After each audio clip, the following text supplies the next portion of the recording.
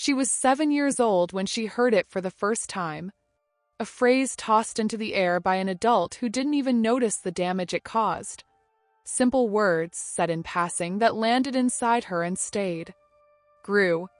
Became a voice she would carry for decades. A voice that wasn't hers, but that over time began to sound exactly like her own. That's how it starts.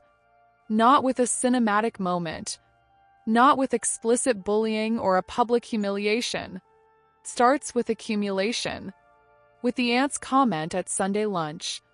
With the classmate's gaze that travels up and down your body before saying hi. With the mother who, meaning no harm, says you'd be prettier if you took better care of yourself. With the mirror that became an enemy before she even knew what self-esteem was. Psychology calls this internalized body stigma, the process by which a woman slowly absorbs external messages about her own body and begins to believe they are true. It's not weakness. It's not vanity. It's neurological. It's the brain doing what it was built to do, learn through repetition. And when the repetition is, your body is a problem, the brain learns exactly that. What happens to a woman when the world decides from an early age that her body needs to be fixed? Something very silent and very dangerous. She begins to apologize for existing. She learns to enter rooms as if asking for permission. Learns to shrink in photos, to choose the darkest corner of the room, to speak more softly than she feels. Learns to make herself smaller. Not because she wants to, but because she was trained to do so by years of stares, comments, laughter, and comparisons that left invisible but permanent marks. And the cruelest part of all? She thinks it's a choice. Thinks it's shyness. Thinks it's just who she is. She doesn't realize that what she feels wasn't born with her. It was built brick by brick every time someone used her body as a starting point for judgment. The science of trauma shows us that the body holds everything. Every humiliation that went unanswered. Every time she swallowed her tears in the bathroom. Every morning she spent 20 minutes in front of the wardrobe trying to find something that would hide what she believed needed hiding. What she called insecurity was, in reality, an accumulated emotional memory, layer upon layer of experiences that had engraved a deep message into her nervous system. You are not enough as you are. The body responds to this. Posture changes.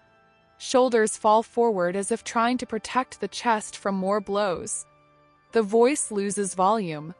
Laughter becomes contained, monitored, calculated so as not to draw too much attention. Even the way she walks changes, less space, less presence, less I am here. Because for years, being here had too high a cost. And then comes the exhaustion. Not physical exhaustion, the other kind. Kind that surfaces when a woman realizes she has spent entire years in a war she never declared, against an enemy that lives inside her, using weapons she never chose. The exhaustion of monitoring her own body all the time, calculating every meal with guilt, of avoiding beaches, pools, photos, parties, situations that might expose what she learned to be ashamed of waking up every day already in defense mode. That exhaustion is, paradoxically, the first sign of healing. 'Cause when a woman reaches that limit, something shifts. Not dramatically, real life rarely works that way. It shifts in small, almost imperceptible ways. Maybe it's a phrase she read, conversation she had, a quiet moment alone where she looks in the mirror and, for the first time, feels something different from the automatic criticism. A curiosity. A different question. What if I stopped fighting against myself? That question is the turning point. Positive psychology and studies on female resilience consistently show the same thing. Women who go through deep processes of body rejection and come out the other side don't arrive there by ignoring the pain. They arrive because they stopped pretending the pain didn't exist, and at the same time stopped letting it have the final word on who they are. It's a subtle but absolutely transformative distinction. You can acknowledge that you were hurt without letting the wound become your identity. You can look at the 7-year-old girl who heard that phrase and feel compassion for her, without spending the rest of your life punishing the body she grew into. You can honor the pain without living inside it. And here's what no one tells you about this turning point. It doesn't come through body acceptance the way it's usually sold. It's not waking up one day loving every inch of your own skin like a commercial. That's rare, and demanding that of a woman who spent years being bombarded with messages that she doesn't measure up is, in practice, just another way for her to fail. The real turning point is more honest than that. It's the decision, conscious, repeated, sometimes hard, not to let other people's opinions about your body determine how much space you take up in the world. It's realizing that those who diminished you were, almost always, projecting something that had nothing to do with you. It's understanding that judgment about bodies is rarely about the body. It's about power. It's about hierarchy. It's about someone else's discomfort with your existence, and that discomfort is their problem, not yours. When that understanding stops being intellectual and starts to be felt, that's when the body changes from the inside out. Posture opens. Shoulders rise.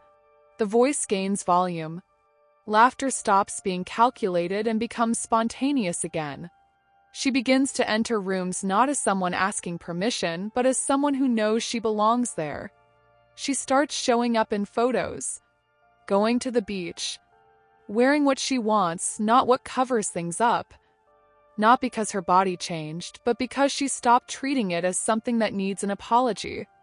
And then something she didn't expect happens. She becomes a reference. Not necessarily in a public way. Sometimes just for the daughter who is growing up and watching everything.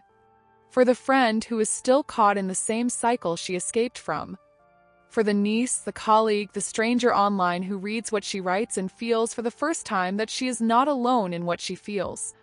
The body that was used as an instrument of humiliation becomes, over time, a symbol of something much greater. Not of perfection, of resilience.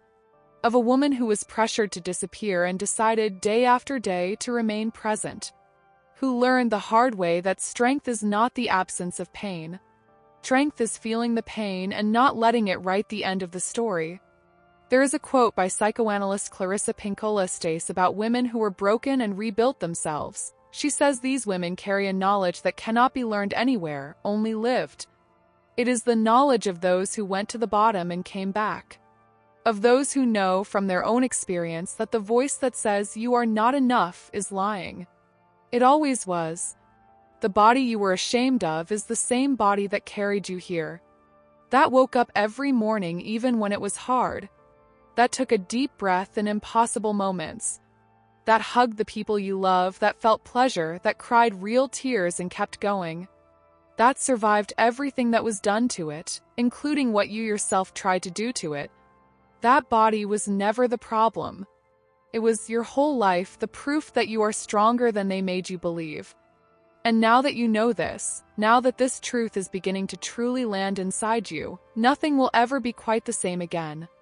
If this text touched something in you, write it in the comments. Your story matters and deserves to be heard. And if you want to keep receiving content that goes deep, subscribe to the channel. We still have a lot to talk about.